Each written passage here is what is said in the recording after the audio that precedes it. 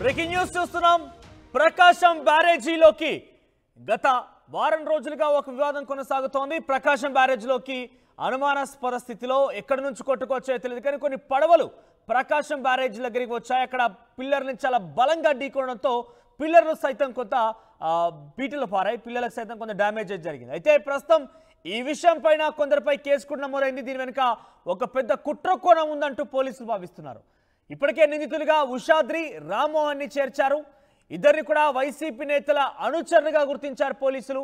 మీరు చూడొచ్చు ఏ స్థాయిలో అక్కడికి వచ్చాయి, ఎంత బలంగా ఢీకొనిందని చూడొచ్చు అక్కడ. అయితే నిందితుల కాల్ డేటా ప్రకారంగా వారి కార్యకలాపాలపై పోలీసులు దర్యాప్తు చేశారు. కుట్ర కోణం ఉందని ప్రభుత్వం పక్కాగా భావిస్తోంది. బ్యారేజీలోకి 5 పడవల్ని కొట్టుకొచ్చాయి. ఈ 5 పడవలు కూడా చాలా బలంగా బ్యారేజీ సంబంధించినటువంటి ఆ పిల్లర్ని చాలా బలంగా ఢీకొన్నాయి. అయితే 5 పడవల్లో 3 కూడా అతి భారీ పడవలుగా మనం చెప్పొచ్చు. ఒక్కో పడవ సుమారుగా 40 నుంచి 50 టన్నుల బరువు గల పడవలుగా మనకు తెలుస్తోంది.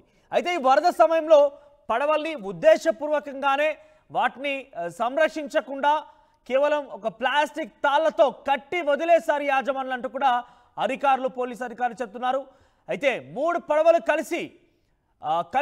కలిపి కట్టడంపైనే అనుమానాలు వ్యక్తమవుతున్నాయి. అంటే ఇక్కడ 3 పడవలను కూడా కలిపి ఒకే తాడుతో, ప్లాస్టిక్ తాడుతో అది కూడా కట్టడంతోనే అనుమానాలు వ్యక్తమవుతున్నాయి అంటూ కూడా వ్యక్తం చేస్తున్నారు అధికారులు. అయితే ఒక్కో పడవను విడివిడిగా కట్టాల్సి ఉండేది. కానీ నాడు అక్రమ ఇసుక తవ్వకాలపై ఎవరూ ప్రశ్నించకుండా పడవలపై వైసీపీ రంగులు కూడా ఉండేవి. అయితే ప్రస్తుతం ఆ పడవలపై వైసీపీ రంగులు కూడా ఉన్నాయి. ఉద్దండరాయునిపాలెం వైపు గట్టున ఉండాల్సినటువంటి పడవలు గొల్లపూడి వైపు తరలించడం పైన కూడా కొంత అనుమానం వ్యక్తం చేస్తున్నారు. అయితే 3 పడవలు తెగి మరో 2 పడవలను తాకడంతో బ్యారేజీని ఢీకొట్టాయి. మొత్తం 5 పడవలు కూడా కౌంటర్ వెయిట్ కాకుండా బ్యారేజీ పిల్లర్లకు డైరెక్ట్గా వచ్చి తగిలి ఉంటే కనుక ఈ నష్టం భారీగా ఉండేదంటూ కూడా అధికారులు అంచనా వేస్తున్నారు. సో చాలా క్లియర్గా ఈ పడవల వెనుక కూడా వైసీపీ కుట్ర ఉందనేది అధికారులు తేల్చేస్తున్నారు. ఇప్పటికే ఇద్దరిపైన కూడా కేసులు నమోదైంది. ఉషాద్రి, రామ్మోహన్ పై కేసు నమోదైంది. సో పడవల్ని కేవలం ప్లాస్టిక్, అంటే 40 నుంచి 50 టన్నుల బరువు గల పడవల్ని కేవలం ప్లాస్టిక్ తాళ్లతో, అది కూడా 3 పడవల్ని కలిపి ఒకే తాడుతో కట్టడం అనేది కొంత అనుమానం తావిస్తుంటున్నారు పోలీసు అధికారులు. దీనికి సంబంధించి మరిన్ని అప్డేట్స్, పూర్తి స్థాయి సమాచారం ప్రతినిధి సీనియర్ జర్నలిస్ట్ కృష్ణమోహన్ అందిస్తారు. కృష్ణమోహన్, అంటే ఇక్కడ ఈ స్థాయిలో కూడా కుట్రలు ఉంటాయా? ప్రజలకు సంబంధించిన అంశాన్ని, ప్రభుత్వ ఆస్తిని కూడా ధ్వంసం చేసే ఆ విషయంలో కూడా ఈ స్థాయిలో కుట్రలు ఉంటాయి రాజకీయాలు అనే దానికి ఇది ఒక నిదర్శనంగా కనబడుతోంది. అసలు ఏం జరిగింది? ఆ పడవల యజమానులు ఎవరు? అంత తేలికపాటికి ఎందుకు కొట్టిపారేస్తూ ఎటువంటి సంరక్షణ లేకుండా ఎందుకు వదిలేశారు?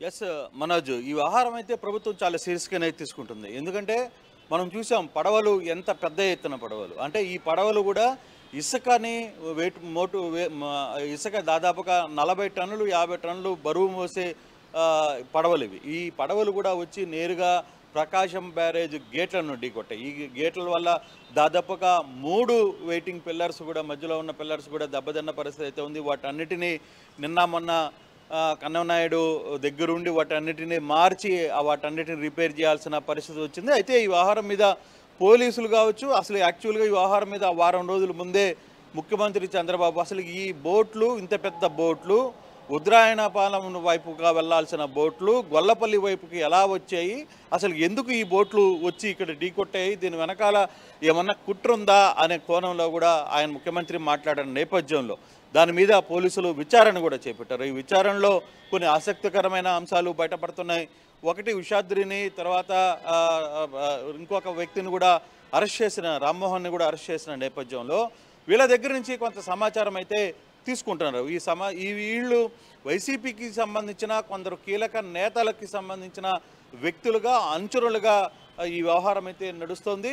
నిజంగానే దీని వెనకాల ఇంత పెద్ద కుట్ర దాగుందా అంటే నిజంగా ఆ పడవలు కూడా ఒకసారి కానీ పిల్లర్స్ని కానీ గట్టిగా కానీ ఢీకుని అంటే మొత్తం మొదటికి మోసం వచ్చేది. అంటే 11 లక్షల క్యూసెక్ల వాటర్ వరద వస్తున్నప్పుడు కనీసం బోట్లని పరిరక్షించుకోవాల్సిన బాధ్యత బోటు యజమానులది. ఆ యజమానులు ఈ మూడింటిని, అంటే ఎప్పుడైతే ఈ ఫ్లోలో ఉన్నప్పుడు మామూలుగా ప్రతి బోటుని సింగిల్గా దాన్ని కట్టుకోవాల్సిన పరిస్థితి ఉంటుంది. ఒక బోటుకి ఢీ కొట్టుకోకుండా చేసుకోవాల్సిన పరిస్థితి. కానీ ఇక్కడ 3 బోట్లకి ఒకే తాడుని, అది ఒకే ప్లాస్టిక్ వైర్ని వేసి చుట్టి కట్టారు అనేది పోలీసుల ఇంట్రాక్టేషన్లో కొంత ఇన్ఫర్మేషన్ అయితే బయటకు వస్తుంది.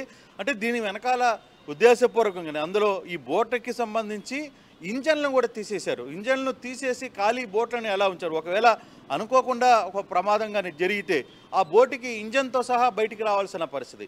ఈ 3 పెద్ద బోట్లతో పాటు వీటికి బరువుకి ఇంకో చిన్న బోట్లను కూడా తోయడంతో మొత్తం 5 బోట్లు ఇక్కడికి వచ్చిన పరిస్థితి. ఇప్పుడు 5 బోట్లని ప్రకాశం బ్యారేజ్ నుంచి వెలికి తీయడానికి నిన్నటి నుంచి ప్రయత్నం చేసినా అది వీలు కాకపోవడంతో దాన్ని అలాగే వదిలేశారు. తర్వాత ఏదైతే మెయిన్ పిల్లర్స్ ఉన్నాయో డ్యామేజ్ అయిన మెయిన్ పిల్లర్స్ని రీప్లేస్మెంట్ చేయడానికి ఆ ప్రయత్నం నిన్నటి నుంచి శరవేగంగా చేస్తున్న పరిస్థితి అయితే ఉంది.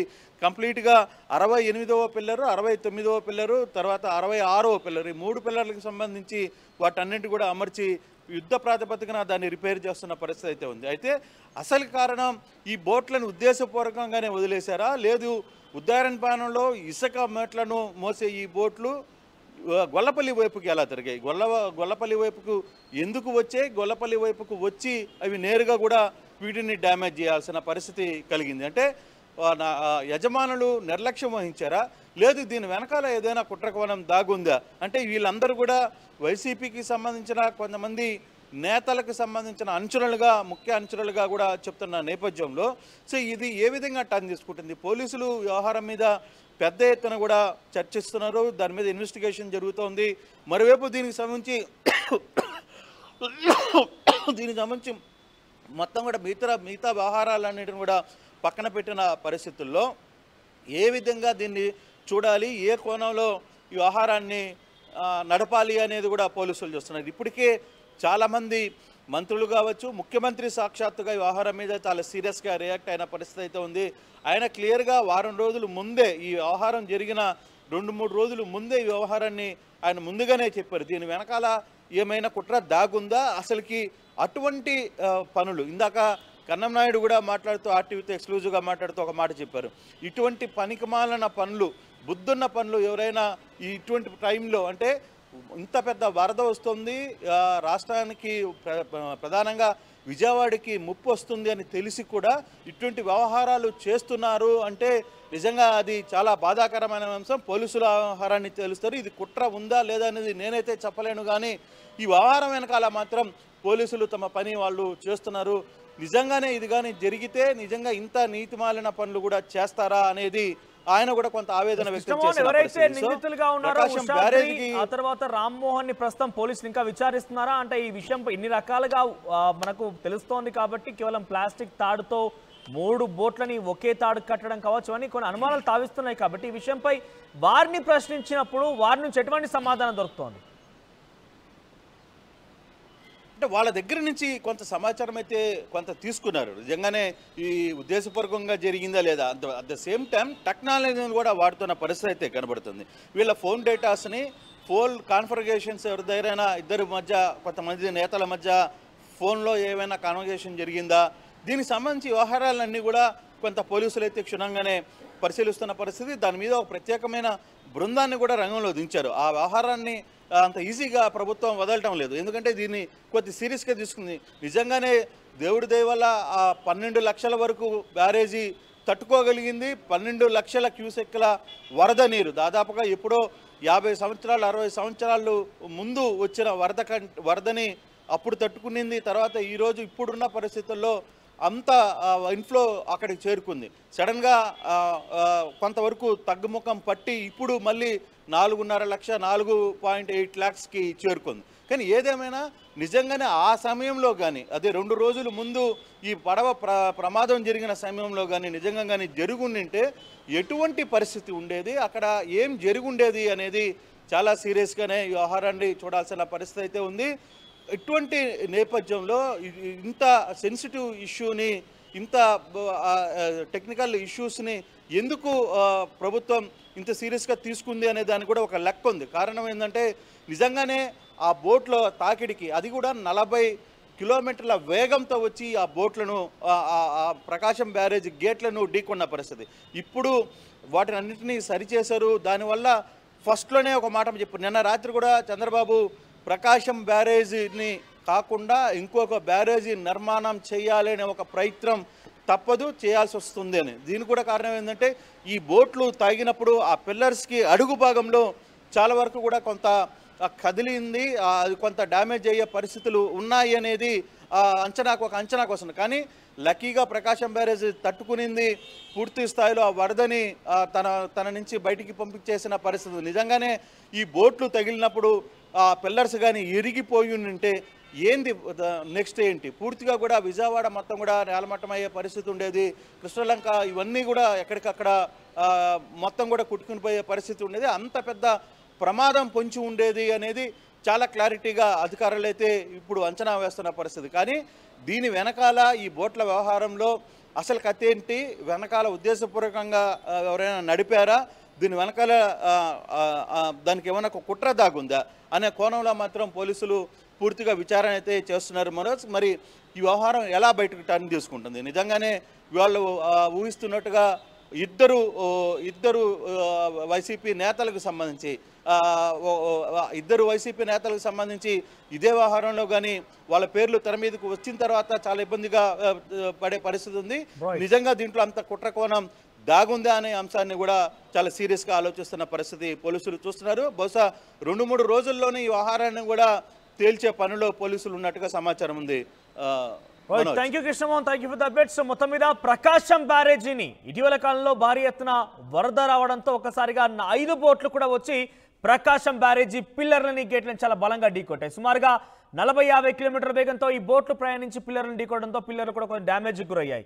అయితే ఇది కుట్ర కోణం దాగి ఉంది దీని వెనుక అనేది పోలీసులు నిర్ధారిస్తున్నారు. ఇప్పటికే ఉషాద్రి, రామ్మోహన్ ఇద్దరు కూడా నిందితులుగా జోడించారు. వారు కేవలం వారి కుట్ర కోణంలో భాగంగానే ఈ యొక్క ఘటన చోటు చేసుకుని వారు వైసీపీ నాయకులు అట్ ది సేమ్ టైం ఈ బోట్లను కూడా చాలా తేలికపాటిగా కొట్టిపారేసి 40-50 టన్నుల గల ఆ ఇసుకను రవాణా చేసేటువంటి ఆ బోట్లని చాలా తేలికైనటువంటి ఒక ప్లాస్టిక్ తాడుతో కట్టడం జరిగింది. దీంతో 3 బోట్లు కూడా ఒకే తాడుతో కట్టడం. సో ఇదంతా కూడా కొన్ని అనుమానాలకు తావిస్తోంది. ప్రస్తుతానికి ఉందండ రాయనపాలెం వైపు వెళ్లాల్సినటువంటి ఈ బోట్లు కాస్త పడవలు కాస్త గొల్లపూడి వైపు తరలించడం పైన కూడా విచారణ కొనసాగుతోంది. అయితే 3 బోట్లు చాలా వేగంగా వచ్చి మరికొన్ని తేలికపడినటువంటి మరో 2 బోట్లను ఢీకొనడంతో 5 బోట్లు కూడా కలిసి వచ్చి సుమారుగా 40-50 కిలోమీటర్ల వేగంతో ఒకటేసారి 5 బోట్లు కూడా వచ్చి పిల్లర్లను తాకడంతో పిల్లర్లు కొంత ధ్వంసం కూడా అయ్యాయి. ప్రస్తుతం ఈ విషయంపై ఏపీ ప్రభుత్వం చాలా సీరియస్గా తీసుకుంది. ఎప్పటికైనా కూడా ఈ విషయంపై తేల్చే అవకాశం కనబడుతోంది. దీని వెనుక మరింకెంతమంది దాగున్నారనే విషయంపై అధికారులు తేల్చబోతున్నారు.